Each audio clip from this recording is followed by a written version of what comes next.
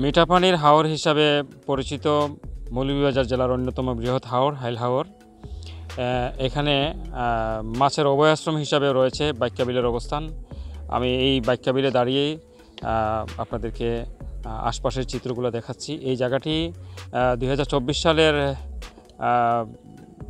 দিকে 24 সালের শেষের মাঝামাঝি সময়ের দিকে সরকার এটির নিরাপদ পরিবেশ নিশ্চিতের জন্য এবং মৎস্য এবং প্রাণী সম্পদ এবং জলজ সম্পদ যেগুলো রয়েছে এখানে তার নিরাপদ পরিবেশ নিশ্চিতের জন্য সরকার এই জায়গাটিতে দর্শক প্রবেশ নিষিদ্ধ ঘোষণা করে।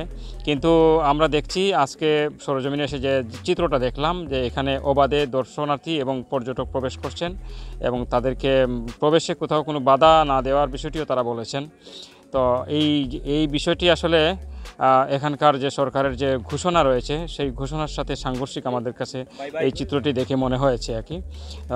তো এটা আসলে সরকারের ঘোষণার মূল বিষয়বস্তু মূল লক্ষ্যটাই ছিল যে এখানকার পরিবেশ, এখানকার প্রাণী সম্পদ যেগুলো রয়েছে এবং অভয়াশ্রমের সার্বিক পরিবেশ নিরাপদ রাখার জন্য মূলত সরকারের এই ঘোষণাটা।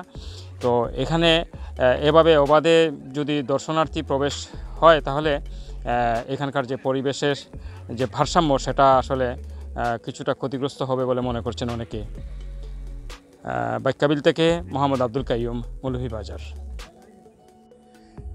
আসার পরে তো পাখি তেমন একটা নাই, আগের মতো মনে হয় এনভায়রনমেন্টটা নাই এখন আর কি। না, আমরা তো ওই বিষয়ে জানতাম না। বাড়িতে তখন বললো যে আপনারা যাই দেখে আসতে পারবেন, এই ঠিক আছে। নিষিদ্ধ হয়তো জানা নাই, এই যে অভয়ারণ্য বলা যায়, বাট এখানে আছি, ভিতরে ঢুকিনি।